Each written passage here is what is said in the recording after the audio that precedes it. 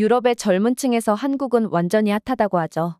한국인 남자에 관심이 많아서 한국에 놀러 왔다가 홍대거리에 앉아서 저 남자 괜찮네? 저 남자도 괜찮네 하면서 맥주 한 잔과 함께 시간을 보내는 유럽 출신 여성들도 많습니다. 미국 10대들 사이에서도 과거와 다르게 동양인 남학생과 백인 여학생이 사귀는 비율이 더 많아졌다는 곳도 많죠.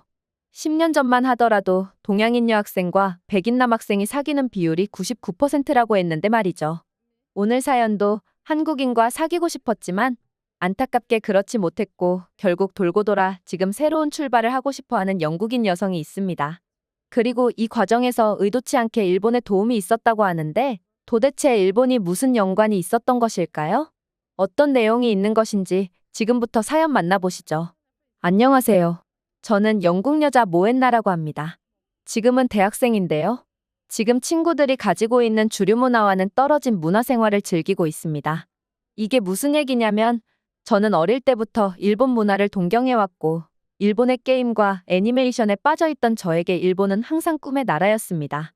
요즘 제 또래 친구들이 한국을 좋아하는 것과 비교해서는 아무래도 비주류 취급을 받는 것 같기는 하지만 어릴 때부터 취미였던 일본 문화들이었고 그걸 지금도 즐겨하는 편입니다. 솔직히 이걸 공감하고 같이 이야기할 수 있는 상대는 적지만 그럼에도 불구하고 일본에 대한 동경 같은 것은 컸습니다. 언젠가 일본을 가봐야겠다고 결심했었고 실제 최근에 일본을 다녀오기도 했습니다. 그런데 그때 일본을 여행하며 겪은 일들로 인해 저는 무척이나 실망을 하게 되었습니다. 그리고 일본 여행에서 힘들어하며 고전하던 찰나 우연찮게 연락이 온 한국인 친구 덕분에 한국에도 가보게 되었습니다. 그러면서 제 생각도 조금 바뀌게 되었고 성격도 바뀔 것 같은 상황도 맞았는데요. 제가 한국과 일본 두 나라에서 새로운 경험을 하며 느낀 점들을 여러분께 나누고자 합니다. 어릴 때부터 저는 슈퍼마리오 게임을 즐겼습니다.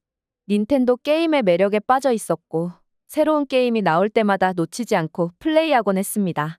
이렇게 시작된 일본 문화에 대한 관심은 자연스럽게 애니메이션으로 이어졌습니다. 드래곤볼, 나루토, 원피스 등 수많은 애니메이션을 보며 자랐고 성인이 된 이후에도 여전히 일본 애니메이션과 게임을 즐기고 있었습니다. 이런 것들은 제 또래들 사이에서 그다지 주목받지는 못하는 문화이지만 저에게는 새로운 세상과 같았는데요. 내향적인 성격의 저는 집에서 조용히 저런 것들을 즐겼고 나중에는 일본 문화 탐험을 취미로 삼았습니다. 반면 제 친구들은 활동적인 한국 문화를 좋아하는 듯 했습니다. 친구들도 비주류 문화를 좋아하는 저를 이해하려 노력했지만 제 취미 활동에 대해서 이상하다고 말하지 않는 정도였지 저와는 친해지기 위해 공감대가 형성되는 말들을 하기는 어려웠죠. 혼자여도 괜찮았습니다.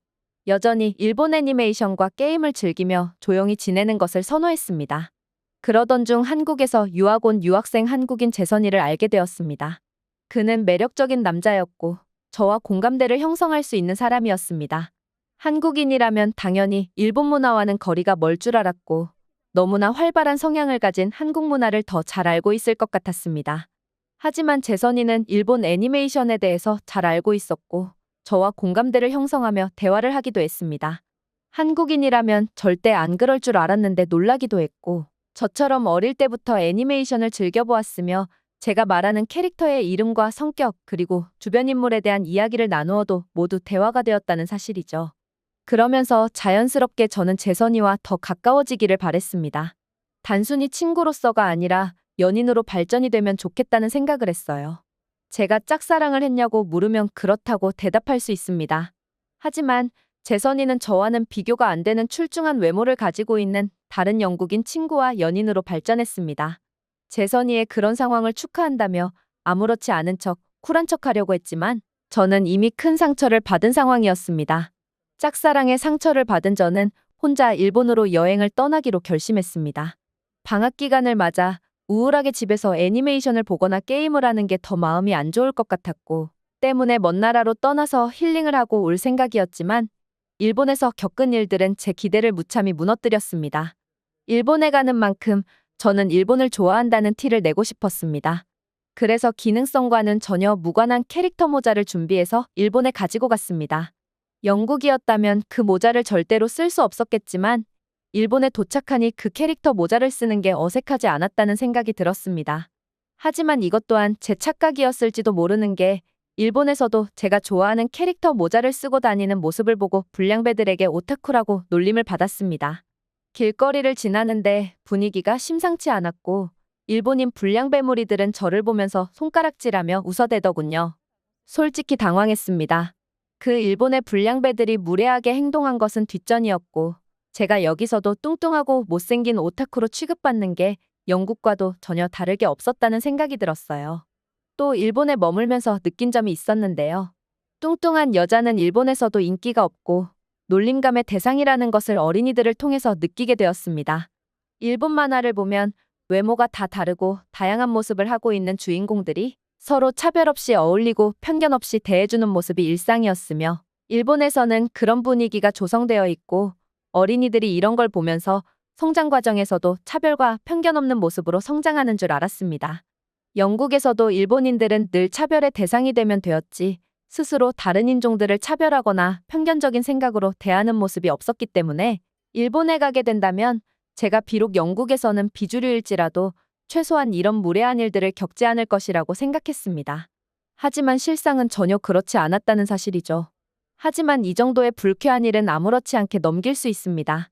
그래봐야 잘 못 배운 불량배들이나 아직 생각이 성숙하지 않은 어린이들의 놀림감이 된다고 해서 심각하게 생각하거나 너무 기분 나빠서 잠 못 이룰 정도는 아니니까요. 하지만 제가 일본에서 겪었던 일 중에 참을 수 없는 일은 따로 있었습니다. 일본의 대형 잡화점인 돈키호테에서 물건을 사는 도중 포장지 불량으로 교환을 요청했을 때 돈키호테 직원들은 저번에도 뚱뚱한 미국인이 악의적인 마음을 품고 그러더니 이번에도 그 사람이 아니냐며 점장까지 출동하는 상황을 겪었을 때는 정말 큰 곤욕을 치렀습니다. 저는 일본에 방문한 지 얼마 되지 않은 사람이고 미국인이 아닌 영국인이라고 해명하려고 했으나 대화가 통하지 않았으며 제가 일본 애니메이션을 보면서 그나마 할 줄 아는 단어들로 대화를 시도했지만 일본어를 하려면 제대로 하라는 등 조금은 불쾌한 말들도 서슴지 않고 저에게 해댔습니다. 영국에서는 부당한 일을 당해도 아무 말도 못하는 일본인들이 자국에서는 참 다른 태도를 보여주었습니다. 저희 부모님도 일본인들은 인내심이 좋고 다른 사람들에게 싫은 소리를 하지 않는 사람들이라며 그렇게 칭찬하시던데 부모님이 제가 일본에서 당한 장면을 목격하셨다면 기절하셨을 거예요. 결국 CCTV 확인을 하겠다며 한참을 사라져 있던 점장은 결국 제가 어떤 뚱뚱한 미국 여자와 다르다는 걸 알게 되었나 본지 무전으로 뭐라고 연락이 오더니 카운터 직원은 저보고 그냥 가도 된다고 하더군요. 그리고 제가 교환을 요청한 상품을 교환해주겠다고 했고요. 저는 그 일본인 점장이 나와서 사과하기를 바랬으나 카운터 직원이 저에게 사과했으니 이제 돌아가라고 했고 더 이상 말도 잘 안 통하고 머리도 아프고 해서 그냥 돌아가야 했습니다. 참 이때 경험 때문에 일본에 대해서 많이 실망을 했죠. 그리고 저희 불행은 끝나지 않았습니다. 야심한 거리를 걸을 때 누군가 쫓아오는 느낌을 받았습니다. 발자국 소리에 맞춰 누군가 제 뒤를 쫓아 걷는 것을 느꼈습니다. 그래서 발걸음을 멈추고 뒤를 돌아보았는데 아무도 없는 이상한 상황이었습니다. 어딘가 잘 숨어 있는지 모르는 수상한 사람이 있다고 확신하고 걷는 척하며 재빨리 뛰어가기 시작했고 그러면서 동시에 뒤를 돌아봤더니 쫓아오던 남자가 허탈해하는 것을 보았습니다.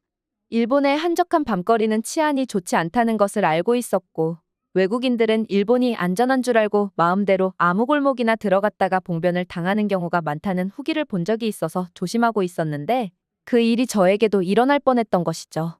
게다가 그런 피해를 당한 사람들은 CCTV의 부재로 인해 별다른 소득을 얻을 수도 없고 일본 경찰의 비협조적인 태도 때문에 실망을 한다고 하는 이야기를 들어보면 저도 그 치안을 피하지 못해 어떤 봉변을 당했다면 정말 끔찍했을 거라는 생각을 했습니다. 일본에서 여행은 전반적으로는 좋은 편이라고 할 수 있었지만 저런 불쾌한 일들이 자꾸만 생겨나는 안타까운 상황의 연속이었습니다. 이제는 기분 좋게 여행을 하다가 어떤 돌발 상황이 생기고 그 돌발 상황이 나에게 부정적인 쪽으로 진행될 것이라는 불안감에 낮에 관광지를 돌아다녀도 마음이 그다지 편하지 않았습니다. 힐링 여행을 하러 왔던 일본이었지만 생각과 다르게 힐링은커녕 마음의 상처만 더 커지는 일들의 반복이었습니다. 그렇게 지쳐있던 순간 매우 우울하던 찰나에 재선이에게 연락이 왔습니다. 재선이도 방학 때 한국으로 돌아왔다가 할 것도 없고 심심해서 일본으로 여행을 해보려고 한다고 연락이 왔는데요. 아직도 저에게 일본에 머물고 있냐면서 말이죠. 반가운 재선이의 목소리였지만 일본에서 재선이와 여행을 한다면 오히려 못 볼 꼴을 보여줄 것 같기도 하고 저도 일본을 떠나고 싶다는 마음이 들던 순간이었죠. 제가 한 가지 제안을 했습니다. 내가 일본에서 불쾌한 일들이 많았고 그래서 일본을 떠나려고 한다는 솔직한 마음을 터놓고 대신에 재선이에게 한국 구경을 시켜달라고 했죠. 재선이는 잠시 고민하더니 자기도 영국 친구들에게 한 번도 한국 구경을 시켜주지 못했는데 이번 기회에 한국 구경을 시켜주겠다며 한국으로 오라고 했습니다. 그렇게 재선이를 만나러 한국으로 가게 되었습니다. 재선이에게는 아주 예쁜 여자친구가 있기 때문에 제가 뭘 기대한 것은 아니었지만 놀랍게도 한국에 도착해서 재선이와 이야기하다 보니 여자친구와는 헤어졌다고 하더군요. 헤어진 이유에 대해서 자세히 묻지는 않았지만 재선이도 사실은 내성적인 성향에 가까웠는데 지극히 외향적인 성격을 가진 영국인 여자친구와는 맞지 않았다는 이야기를 하는 걸 보면 한국인과 사귀고 싶어서 잠깐 재선이와 만났다가 자기랑 성향이 안 맞으니 다른 남자를 찾아 떠나가는 그런 성향의 여자인 것 같았습니다. 이런 정보 때문인지 조금은 더 기대가 되는 한국 여행이라는 생각으로 첫 시작을 했습니다. 한국의 첫인상도 역시나 너무나 좋았습니다.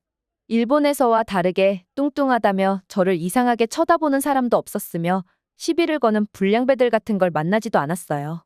그냥 한국에서는 마음이 편안했습니다. 재선이가 저를 안내해주는 것도 있었겠지만 만약 재선이가 없이 한국에 왔더라도 마음이 편했을 거라는 생각이 들었습니다. 그리고 일본인들 틈에서는 제가 아무래도 정말 뚱뚱한 사람이 된 것 같은 기분이었는데 한국에서는 그렇게 뚱뚱한 사람 같지도 않았는데요. 한국에서는 일본과 다르게 덩치가 큰 사람도 많았고 키도 큰 사람이 정말 많았어요.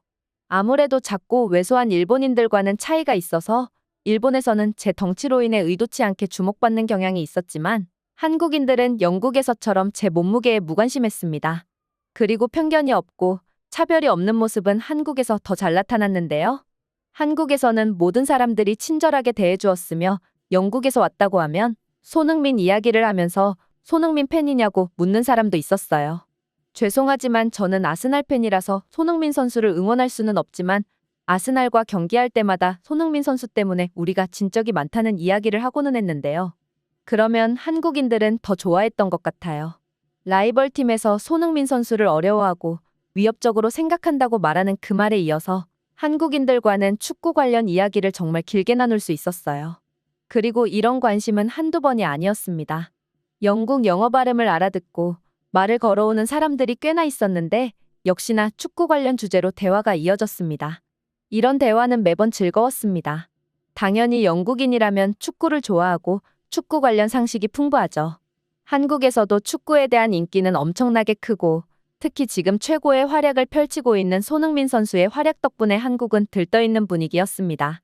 전 국민이 한 선수를 응원한다니 이것 또한 저에게는 너무나 신기했습니다. 해리 케인이 영국 선수지만 라이벌 팀에 있다는 이유로 국가대항전 경기 때를 제외하고는 해리 케인을 욕하는 아스날 팬들이 굉장히 많은 것과 비교해서 다른 분위기가 있었습니다.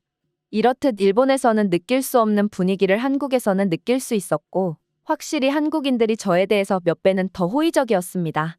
이건 너무나 큰 차이라서 어떤 영국인이 두 나라를 방문하더라도 바로 눈치챌 수 있을 정도였습니다. 그리고 한국의 밤거리는 일본과 달라도 너무 달랐습니다. 일본의 한적한 밤거리가 무섭게 느껴졌다면 한국의 밤거리는 활기차고 안전하다는 느낌을 받았습니다. 재선이에게 일본에서 치안이 쫓아온 이야기를 했을 때 재선이는 한국에서는 들어본 적이 없는 이야기라며 그런 일이 있었다면 아마 뉴스에 크게 보도되어 금방 잡히지 않았을까라며 한국에서는 있을 수 없는 일이라는 내용으로 한참 대화를 했습니다. 한국에는 CCTV가 잘 되어 있고 때문에 그런 후진국에서나 일어날 법한 범죄가 굉장히 드물다며 재선이는 일본이 그런 면에서 취약점이 있는지 저를 통해서 처음 알았다며 재선이도 매우 놀라는 모습이었습니다. 재선이와 대화를 하다 보니 재선이는 일본에 대해서 긍정적으로 생각하고 있었어요. 무엇을 하든지 한국보다는 일본이 조금 더 좋지 않겠냐는 생각을 가지고 있었습니다. 하지만 저는 며칠 전까지 일본에 있던 사람이고 그런 재선이의 생각에 동의하기가 조금 어려웠습니다. 재선이에게 어디서부터 설명해 주어야 될지 모를 정도로 한국이 일본보다 훨씬 좋다는 이야기를 해주고 싶었습니다. 재선이가 생각하는 일본의 잘 발달된 지하철 문화도 잘 생각해보면 한국이 더 깨끗하고 쾌적한 것은 물론이고 지나치게 복잡해서 길을 잃기 어려운 일본에서보다 한국에서는 그런 일이 생길 일도 없이 잘 안내가 되어 있다는 점이 컸습니다. 게다가 일본은 계획하지 않고 만들어진 도시들이 대부분이고 때문에 도시가 커지면 커질수록 상황에 맞춰 지하철역을 확장한다던가 없던 공간을 억지로 만들어내야 하는 상황이라서 정말 복잡하고 어려웠거든요. 하지만 한국에서는 그런 경향이 확실히 덜했다는 것이죠. 게다가 친절함을 논하기에는 저는 일본인들에게서 불쾌한 경험을 너무 많이 했습니다. 한국에서도 재선이 없이 혼자서 한국을 구경하고 돌아다녀 봤을 때 그런 불쾌한 경험을 한 적도 없고 한국에서는 그런 일이 저에게 생길 것이라고 감히 상상도 못할 것 같거든요. 그런 입장인 제가 재선이에게 한국에 대한 칭찬을 할 수밖에 없는 것은 당연했고 오히려 재선이가 한국을 왜 이렇게 좋게 봐주냐며 민망하다고 말하기도 했습니다. 하지만 저는 단 하나의 과장 없이 제가 겪은 상황들과 그때의 기분, 그리고 지금 한국에서 느낄 수 있는 그런 분위기를 고려해 봤을 때 제가 한국에 대해서 나쁘게 말할 이유도 없었다는 것이죠.